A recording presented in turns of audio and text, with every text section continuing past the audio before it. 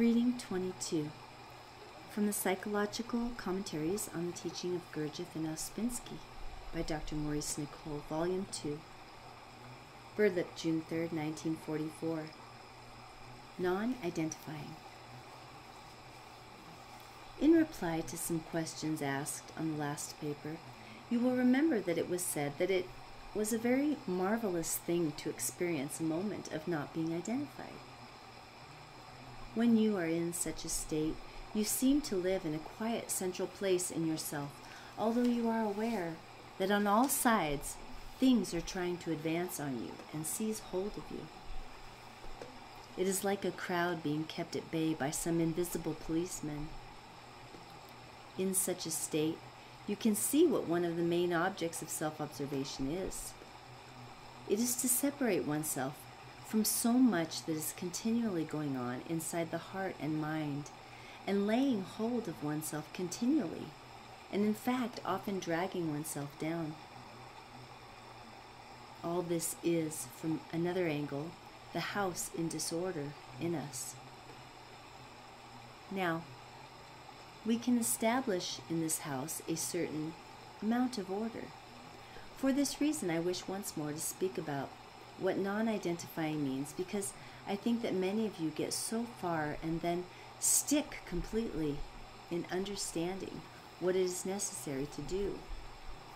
So once more I will say to you that when you are trying to observe yourself, you must not put the feeling of I into what you observe. You are observing it, a machinery of emotions and thoughts, which is self-running and never still. And if you look, you will observe an I in you, a person in you. But this person is not you, although he lives with you and feeds on you and takes your name, your force. You will only get into a state of complete confusion if you think that you are one I, and think in some way that this I can observe this one I. People have the illusion that only one thing acts in them, and feels and thinks. Having this illusion, they can form no idea what self-mastery may mean. If we suppose that there is only one thing that acts in a man, then it will be impossible for one thing to command, another to obey. When the work says that man is compared with a house in disorder, a house that is full of servants who are under no proper control, it means what it says. It means that there are a great many people in man, a great many persons, all quite different, whose master is absent, who speak through the master's telephone as if in his name, and just act as they please in a house that does not really belong to them but to the master. Now, if one observes any part of this house in disorder and keeps on taking it as oneself, one is making a fundamental error in self-observation. One has to observe that one is many and not one. I have very often told you that this is a very difficult thing to do. I mean, it is difficult to realize it and to practice what results from this realization. At the moment, it is one of the most wonderful discoveries that one can make in this work. Now, if you identify with everything you observe, you will not be able to stop it. You will be continually standing in your own way. You will be continually holding on to what you should separate from. Now listen once more. If you take yourself as one, you can separate from nothing that you observe in yourself. Yourself is not one thing, but composed of many, many selves. Self-observation is to observe these selves that we take so easily as I myself. Now, self-observation must not be done with identifying. You must not identify with the idea of observing yourself. It is very different from identifying with what you observe in yourself. People sometimes get very identified with some word in the work, such as self-remembering, self-observation, negative emotion, internal considering, and so on. This prevents them from understanding what such terms might mean. If you practice self-observation in a very identified way, with a kind of anxiety or exaggerated tension, straining as it were to do it, then there will be no results. You cannot do anything in this way. You cannot do anything in an over-anxious state because you are at once in wrong parts of centers. You are really working in a negative state, and so failure depresses you. The practice of self-observation is done without showing it to others and without showing it to yourself in a certain way. I sometimes think that it is looking sideways at something, that is, going on as if one were not paying much attention to it. A great many processes taking place in the mind stop when you try to look at them too directly. This is, of course, especially true of the imagination. Self-observation requires a very delicate touch because the machinery that it is touching is very sensitive and delicate.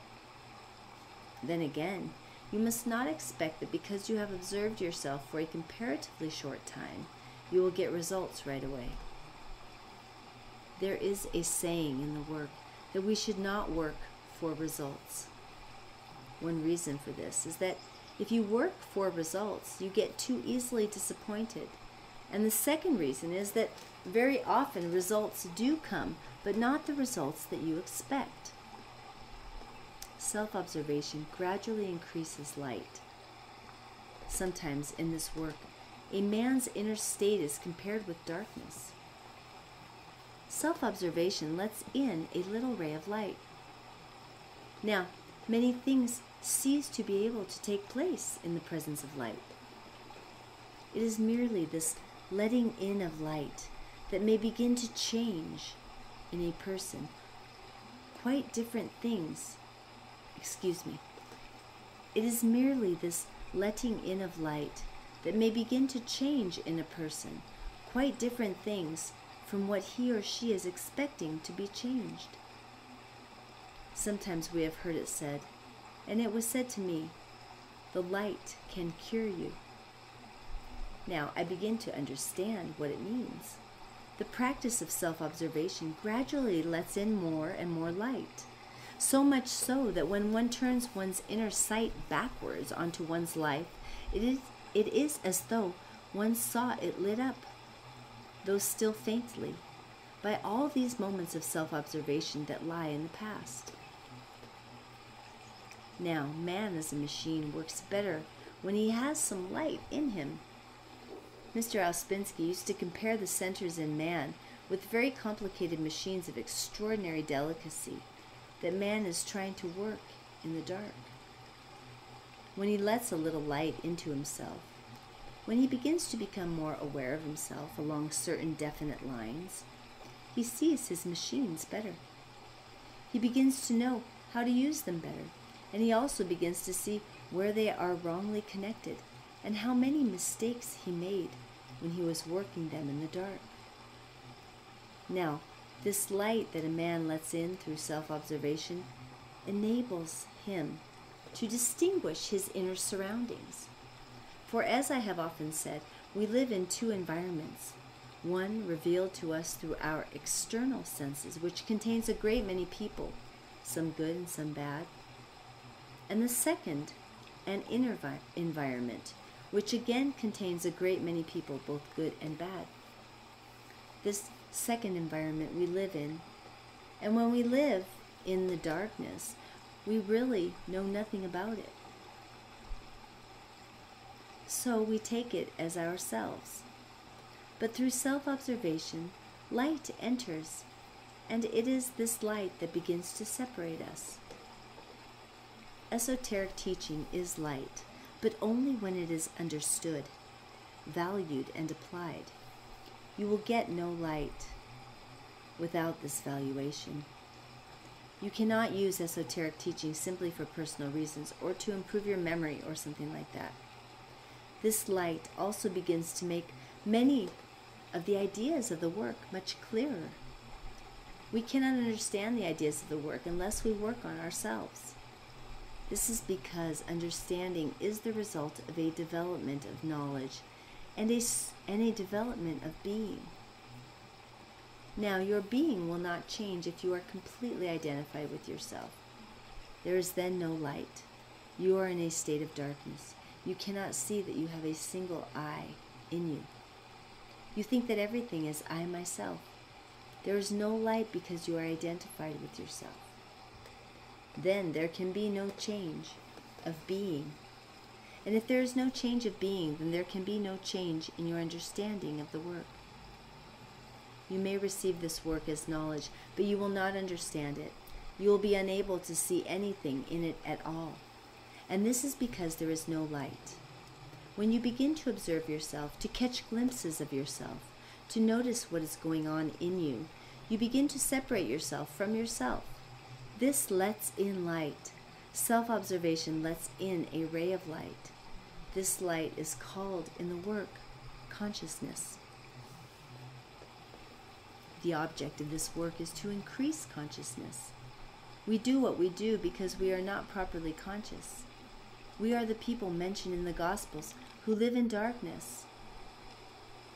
One of the fundamental ideas of this teaching is that all mankind is asleep, and this is why all these horrible things happen on this earth. What is the real reason? The real reason is absence of consciousness. If man would wake up, if he would become more conscious, everything would change. First, however, he must wake up to himself. His self-consciousness, his self-awareness must enormously increase. Now, if he takes himself as one, this is impossible. He will remain as blind to the many different things in him as ever. In speaking about identifying, Mr. G said that it was one of the greatest evils, one of the most terrible diseases, and that first of all, a man must struggle with identifying with himself. Man, he said, possesses all sorts of illusions, all sorts of pictures about himself, and with these illusions and pictures he is identified. He thinks himself one person who has will and full consciousness. This is identifying with oneself. It is one form of it. Now, you may know all this, but the point is that you still go on acting and behaving as if you had will and full consciousness. This is because it has not yet penetrated, but lies simply in the mind as knowledge. You know it is said that the first form of self-remembering is the realization of one's mechanicalness. This is direct realization that one has no will, but many wills, and no real consciousness, but many intermittent, small consciousnesses. Now, people say that they observe themselves and get to a certain point, and then they cannot bear to go on and turn away from what they see. If this is genuine, they will find they will be brought again to the same point by some other route. On the other hand, if this is not genuine, if it is merely a bit of self-dramatization, they will go to sleep at this point.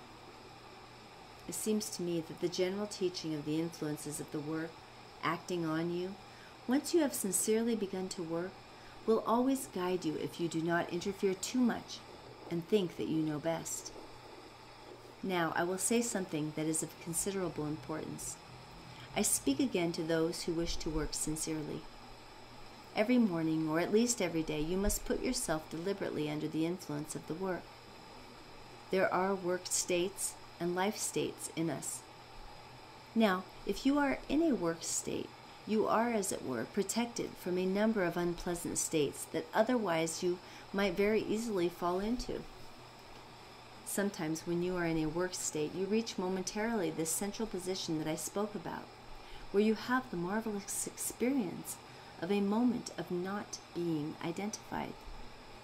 You must put yourself, I said, into a work state every day.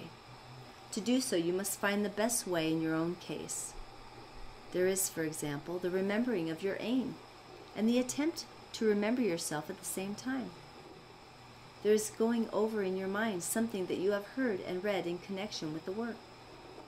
There is going over in your mind the previous day, or remembering something that you have to be more conscious about in connection with another person. And above all, there is the feeling of standing in the presence of the work and seeing things in the light of the work.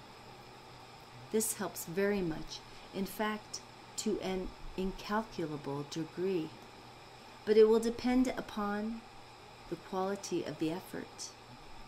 If you give nothing, you cannot expect to get anything.